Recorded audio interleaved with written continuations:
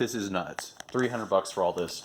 I know 300 bucks is a lot of money, but it dwarfs in comparison to how much is here. What's up everyone? Welcome back to another video where in today's I'm sharing with you the story of how I bought someone's entire Lego collection for only $300. But before going any further, I do have to apologize for the video footage quality. This haul was from over a year ago, long before I ever had this channel, and I wasn't filming as if I were a YouTuber. It's very at-home footage, so please forgive me for that, but I still wanted to include it as I feel it helps the story come to life in spite of its poor quality. But anyways, I've always thought that going out and collecting sets and minifigures trying to get good deals is one of the funnest parts of being a Lego collector because it's such a good way to make memories with the hobby. So if you have any memories you'd like to share about your greatest Lego finds, then let me know those down in the comments. As I tell the story, I'll show footage from the actual collection that this story is about. So our story begins at the start of summer 2021, just over a year ago back in June. So as I'll explain in some future videos, I've bought the majority of my Lego collection through local sellers getting rid of their collections at garage sales, on Facebook Marketplace, and things like that. So at the time, the OfferUp app was just getting big and I had downloaded it, and within the week, I randomly chose to open up the app and check for anything local,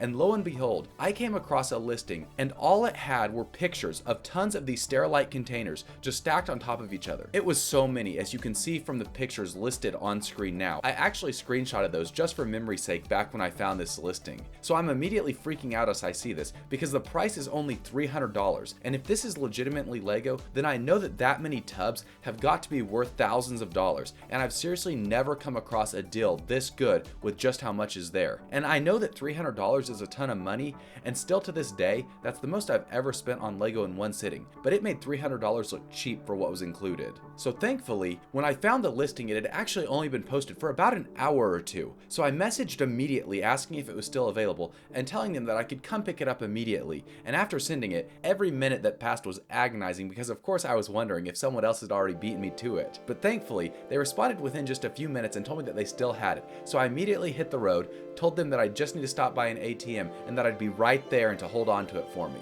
And my wife and I, we had actually had plans to go golfing that evening, but I mean, when you come across a Lego deal this good, everything else has to go on hold. So anyways, I jump into the car, speed down to where they live, which was like a 45-minute drive away, and the whole time I'm just hoping that when I get there, it's actually Lego brand and that these aren't serial killers, and all the other usual things that I think about when going to buy Lego from strangers. And since everything was in those containers, I couldn't really tell what kind of condition everything was in, so I wasn't sure what I was even getting, but when I finally did get down there, it was even better than I expected. And as it turns out, the listing was posted by some grandparents who were selling their grandson's entire collection because him and his mom were moving and he had grown out of the hobby. And let me tell you, that family had to have had some major money, because I have no idea how there would be any other way for a kid to get that much Lego. As you guys are seeing, he had a collection worth thousands of dollars. Back when I got it, it had to have added around an additional 50% or so to my entire collection, and for a teenager to have that much is just astounding to me. But anyways,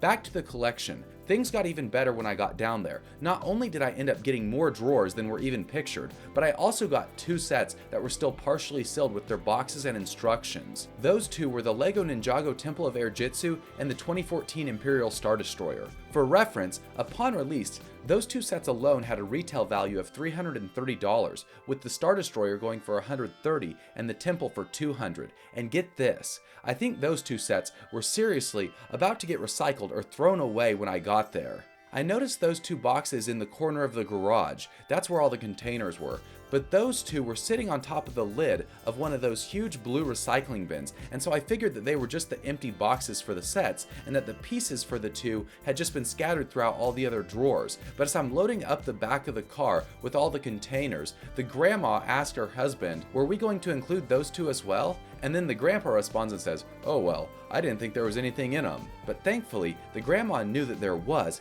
and so as we go over to check, we look into them, and sure enough, from what we can see from just peeking inside, all the bags, instructions, and everything still look to be sealed up. So the grandpa just says, "Well, yeah, I guess so, since we're selling the others." So of course my attitude was like, yes, I will absolutely take those. So needless to say, I'm glad that those two didn't end up in the recycling bin. That would have been an absolute tragedy. However, I mean, from the start of noticing them in the corner when I got there, I had planned on asking if I could have the boxes at least anyways, just because I like to have everything that comes with a set, and was even planning to tell them that I would be willing to pay extra for them if anything was inside, which leads me to my next point.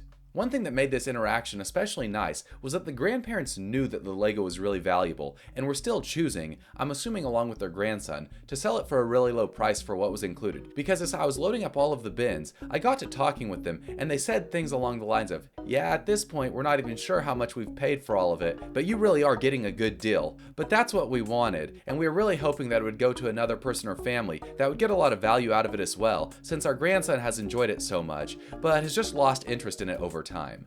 And them saying that made me feel a lot better about it, knowing that they were knowingly giving me a great deal, rather than selling it all off at such a low price without even realizing how much it was all worth.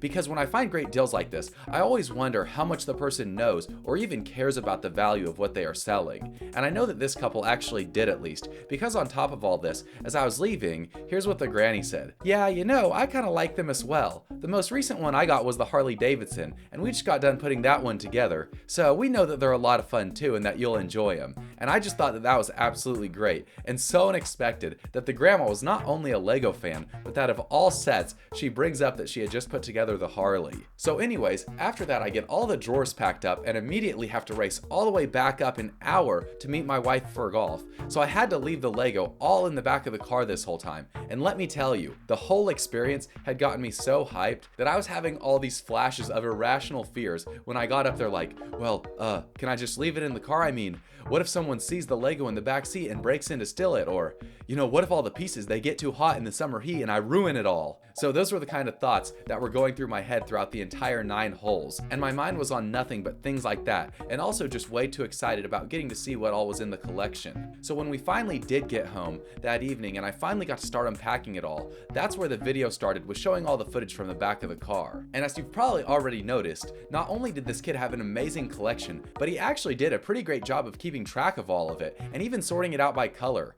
And on top of this, he had even kept track of all of his instruction manuals, which were kept in their own container, which alone weighed probably 10 pounds. He had a ton of variety in his collection, with a lot of Lego Star Wars, superheroes, and what at least appeared to me to be at least probably 2/3 of all the Ninja Turtle sets ever released. And here's how the 2 box sets mentioned earlier turned out. The Temple of Air Jitsu had been built through about bag 5, but all of the rest of it was still completely sealed. Unfortunately, the sticker sheet was gone as well. However, after sorting through the pieces in the collection and also substituting some of my own for ones that were missing, I was able to rebuild the set to about 98% completion, up to the point where the bags were sealed. The Star Destroyer was even more insane though. It was 100% complete in the box with 2 exceptions. A couple of the bags had been opened, so the set was missing a couple of the Imperials. Surprisingly though, even Darth Vader was still completely sealed and new in the bag, so I was able to completely build the Star Destroyer straight out of the box without any missing pieces or headache at all. As you guys can probably tell from me even just telling the story, I was really hyped up throughout the entire experience. That's why I've taken out the original audio